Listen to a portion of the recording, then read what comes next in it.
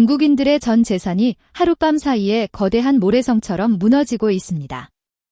믿기지 않으시겠지만 전체 자산의 70%가 부동산에 묶인 이들에게 닥친 현실입니다. 평생을 바쳐 모은 돈이 공중분해될 위기에 처했다면 여러분은 어떠시겠어요? 지금 중국 전역을 휩쓸고 있는 이 공포는 단순한 경제 위기 그 이상을 의미합니다. 과연 14억 대륙의 신화는 여기서 끝이 나는 걸까요? 평생을 바쳐 대출을 갚던 A씨는 오늘 꿈에 그리던 아파트 현장을 찾았습니다. 하지만 그를 맞이한 것은 환상적인 새 집이 아닌 차가운 콘크리트 덤이었죠. 수년 전 분양을 받았을 때만 해도 이곳은 장밋빛 미래의 상징이었습니다. 하지만 이제는 잡초만 무성하게 자라난 도심 속의 거대한 흉물이 되어버렸네요. 기다림 끝에 돌아온 건 희망이 아니라 가슴을 짓누르는 절망뿐이었습니다. 중국 곳곳에는 이렇게 짓다만 아파트인 란웨이러우가 넘쳐나고 있습니다. 부동산 개발사들이 자금난에 빠지면서 공사가 중단된 지 벌써 수개월째죠. 크레인은 멈췄고 일하던 노동자들도 하나둘씩 현장을 떠나버렸습니다. 이 거대한 유령 도시들은 중국 경제의 엔진이 멈췄음을 보여주는 증거입니다. 주인 없는 아파트들만이 덩그러니 남아도시의 흉측한 상처로 남았습니다. 더 무서운 사실은 집은 없는데 이자는 계속 내야 한다는 겁니다. 공사는 중단됐지만 은행 대출금은 매달 꼬박꼬박 통장에서 빠져나갑니다. 수입의 절반 이상을 존재하지도 않는 유령 주택을 위해 지불하는 셈이죠. 이 지옥 같은 굴레에서 벗어날 길은 어디에도 보이지 않습니다. 내 집 마련의 꿈은 이제 평생을 짊어져야 할 무거운 족쇄가 됐습니다. 이것은 비단 A씨만의 문제가 아닙니다. 중국 전체를 뒤흔드는 재앙이죠. 수천만 가구가 비슷한 처지에 놓였고 민심은 흉흉하게 타오르고 있습니다. 정부는 대책을 내놓고 있지만 무너진 신뢰를 회복하기엔 역부족입니다. 부동산으로 일군 경제 신화가 독이 되어 돌아온 순간입니다. 이제 사람들은 묻기 시작했습니다. 우리의 미래는 안전한가라고 말이죠. 부동산만이 아닙니다. 더 큰 문제는 거리로 쏟아져 나온 청년들의 눈물입니다.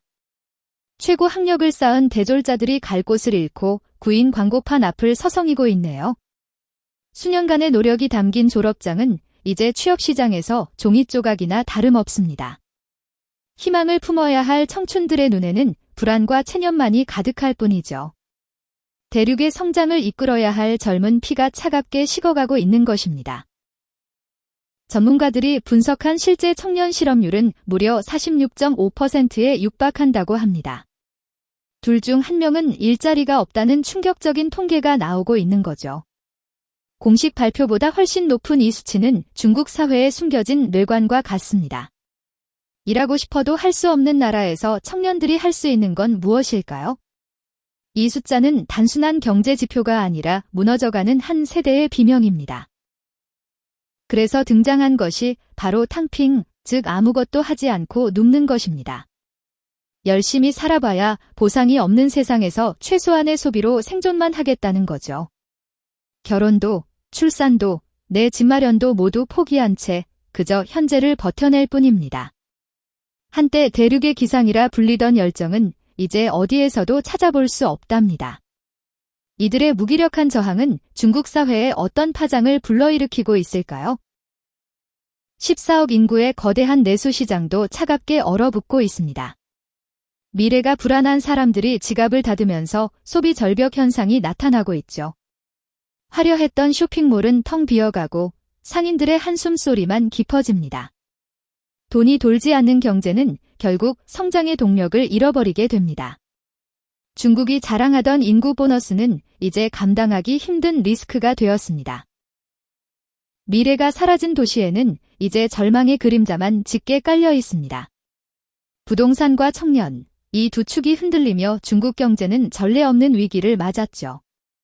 하지만 진짜 무서운 진실은 아직 모습을 드러내지 않았습니다. 수면 아래에서 소리 없이 부풀어 오르는 또 다른 거대한 괴물이 존재하거든요. 중국 경제를 한순간에 무너뜨릴 그 실체는 과연 무엇일까요? 문제는 단순히 건물 몇 채가 안 지어지는 게 아니에요. 중국 경제의 가장 취약한 아킬레스건, 바로 그림자 금융이 터지기 시작한 거랍니다. 은행 시스템 밖에서 규제를 피해 움직이는 어마어마한 규모의 돈들이 갈 곳을 잃었어요. 이 돈들은 대부분 고수익을 약속하며 중산층의 투자금을 끌어모았던 자금들이었죠. 이제 그 거대한 자금 줄기가 막히면서 경제 전반에 마비가 오고 있는 상황입니다. 대표적인 사례가 바로 비신탁사 같은 대형 기관이에요. 연 10% 이상의 고수익을 보장한다던 상품들이 하루아침에 지급 불능 상태에 빠졌답니다. 믿었던 대형 신탁사가 무너지기 시작하자 투자자들은 공황 상태에 빠져들고 말았죠. 평생 모은 노후 자금을 맡겼던 사람들은 이제 한 푼도 돌려받지 못할 위기에 처했네요. 금융 시스템의 신뢰 자체가 뿌리째 흔들리고 있다는 증거이기도 합니다. 중산층의 자산이 그야말로 눈앞에서 증발하고 있어요. 집값은 떨어지고 투자했던 신탁 상품은 휴지 조각이 되니 더 이상 버틸 재간이 없는 겁니다. 풍요로운 미래를 꿈꾸며 성실히 저축했던 사람들에게 남은 것은 감당할 수 없는 빚뿐이죠. 사라진 자산만큼이나 사람들의 희망도 함께 깎여 나가고 있는 셈입니다. 이것이 현재 중국 중산층이 겪고 있는 가장 현실적이고 뼈아픈 비극이에요. 지방 정부들의 사정은 더 처참한 수준이에요. 그동안 정부는 기업의 땅을 팔아 얻은 수익으로 부채를 돌려막으며 버텨왔답니다. 부동산 개발 붐이 일어날 때만 해도 이 방식은 완벽한 해결책처럼 보였죠. 하지만 건설사들이 부도가 나기 시작하면서 더 이상 땅을 사줄 사람이 없어졌어요. 수입원이 끊긴 지방 정부들은 이제 파산이라는 벼랑 끝으로 내몰리고 있습니다. 땅을 팔아 빚을 갚던 수법도 이제 한계에 다다랐네요.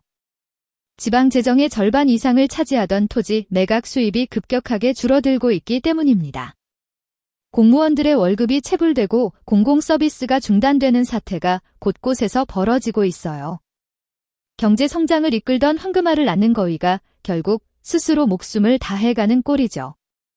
지방 경제의 붕괴는 곧 국가 전체의 위기로 번져나가고 있답니다. 주머니 사정이 나빠진 14억 명의 인구는 이제 지갑을 굳게 닫아걸기 시작했어요. 이게 바로 전 세계가 두려워하던 소비 절벽의 실체입니다. 먹고 사는데 꼭 필요한 비용이 아니면 단 1원도 쓰지 않겠다는 태도죠. 거리를 가득 메웠던 소비의 활기는 사라지고 불안함만이 그 자리를 대신하고 있네요. 내수 시장을 키워 위기를 넘기겠다던 정부의 계산은 완전히 빗나가 버렸습니다. 외식 한 번, 옷 한 벌 사는 것조차 이제는 커다란 용기가 필요한 일이 되었어요. 번화가의 유명 식당들은 손님이 없어 줄줄이 폐업 신고를 하고 있답니다. 중국인들의 소비 패턴이 생존을 위한 최소한의 수준으로 급격히 바뀌고 있거든요. 사치품은커녕 일상의 소소한 즐거움마저 포기해야 하는 상황이 온 거죠. 사람들의 표정에서 여유는 사라진 지 오래고 오직 생존을 위한 계산기만 두드리고 있네요. 내수 경제로 버티겠다던 야심찬 계획은 거대한 빚더미 앞에서 힘없이 무너지고 있어요. 공장에서 물건을 만들어도 사줄 사람이 없으니 기업들은 생산 규모를 줄일 수밖에 없죠. 기업이 힘들어지면 일자리가 줄어들고 다시 소득이 감소하는 악순환이 반복됩니다. 이 늪에서 빠져나올 뾰족한 방법이 현재로서는 보이지 않는다는 게 더 큰 문제예요. 성장의 엔진은 멈췄고 차가운 침체의 그림자만이 경제 전반을 뒤덮고 있답니다. 결국 그동안의 화려한 성장은 비드로 쌓아 올린 위태로운 바벨탑이었던 셈입니다. 부동산으로 부풀려진 거품이 꺼지자마자 숨겨져 있던 모든 치부가 드러나고 말았죠. 이제 중국은 이 거대한 빚의 청구서를 어떻게 감당해야 할지 고민해야 합니다. 하지만 청구서의 금액은 상상을 초월하고 지불할 능력은 이미 바닥난 상태예요. 무너져 내리는 이 바벨탑 아래서 살아남을 방법을 찾기는 정말 어려워 보이네요. 중국 경제는 지금 그 어느 때보다 위험하고 막다른 길에 서 있습니다. 그림자 금융과 소비 절벽이라는 두 괴물이 양옆에서 숨통을 조여오고 있기 때문이죠. 과연 14억의 인구는 이 거대한 폭풍우를 무사히 견뎌낼 수 있을까요? 상황은 우리가 생각하는 것보다 훨씬 더 심각하고 복잡하게 얽혀 있답니다.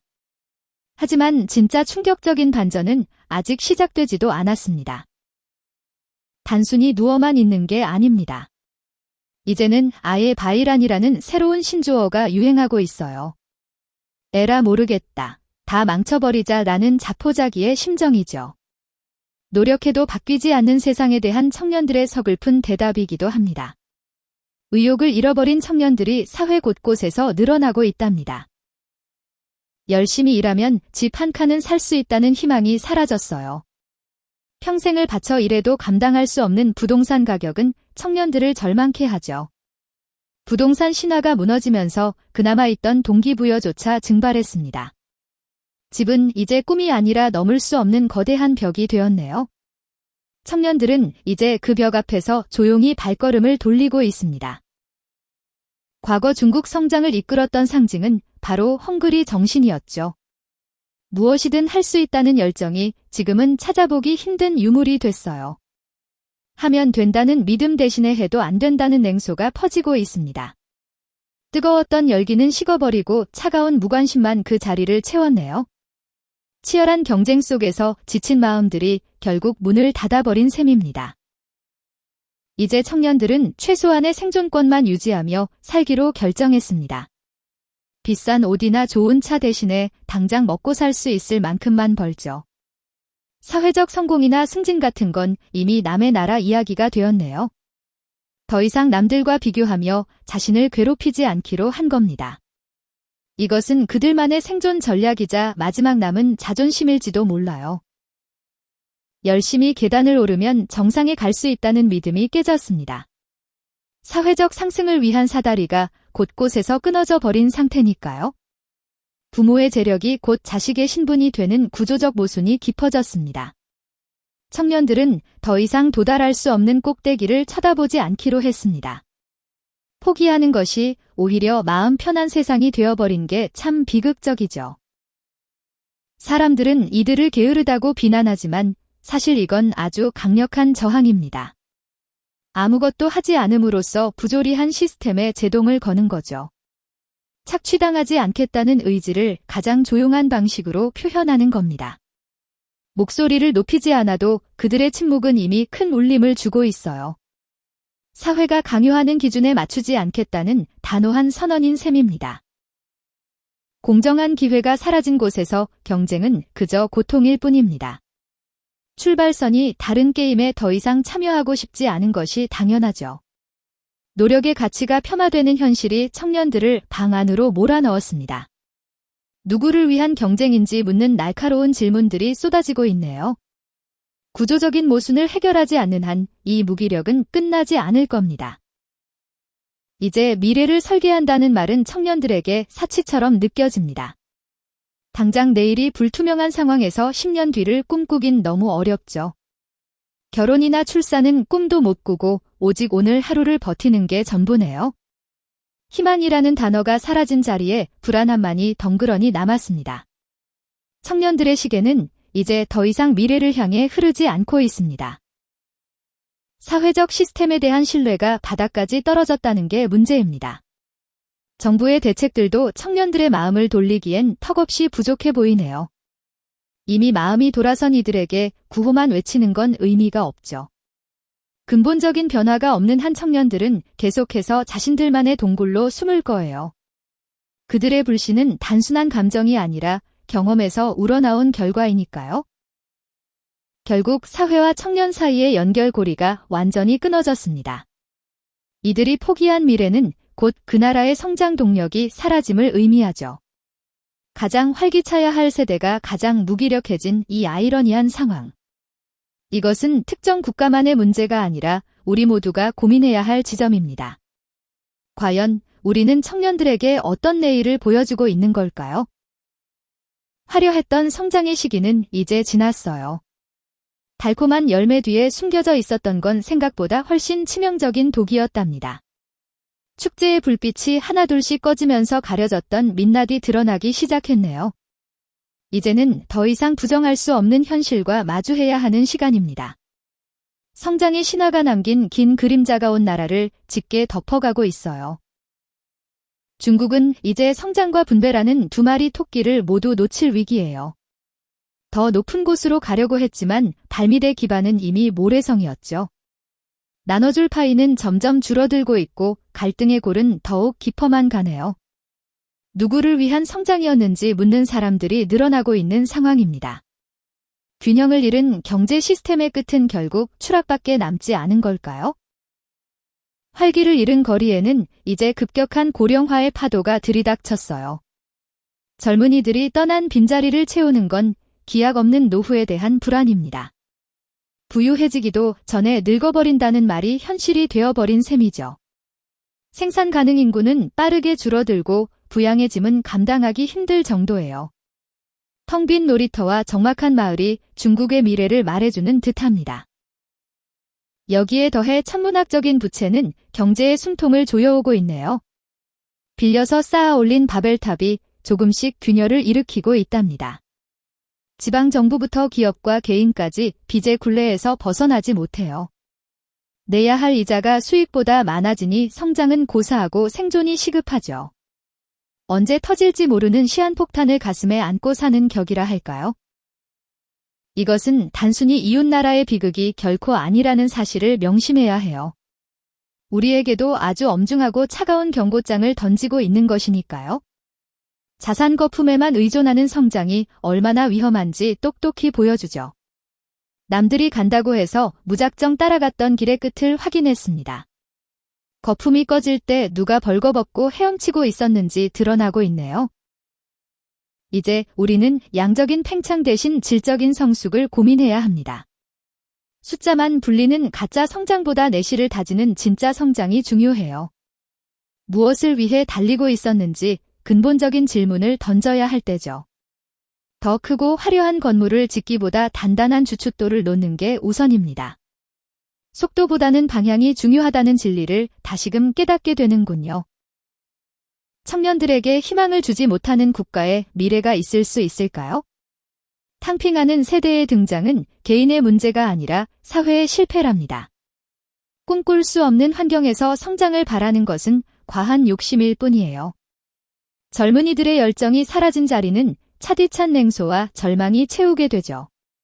그들의 눈물을 닦아주지 못하면 국가의 엔진은 멈추게 될 거예요.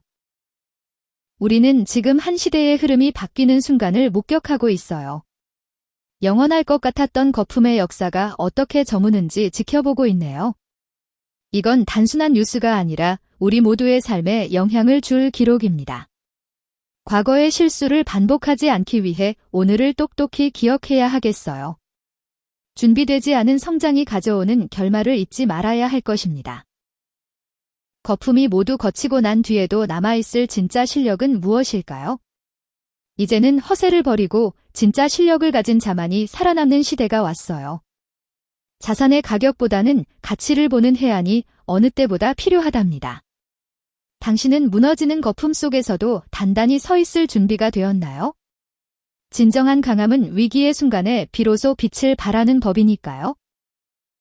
거품이 거친 뒤에 남을 실력을 고민해야 할 때가 바로 지금이네요. 그 답을 찾는 과정이 앞으로의 우리를 결정짓는 열쇠가 될 거예요. 성장이 멈춘 자리에서 비로소 새로운 지혜의 꽃이 피어날 겁니다. 더 나은 내일을 만드는 힘은 결국 현실을 직시하는 용기니까요. 오늘 준비한 이야기는 여기까지입니다. 함께 해주셔서 정말 고맙습니다.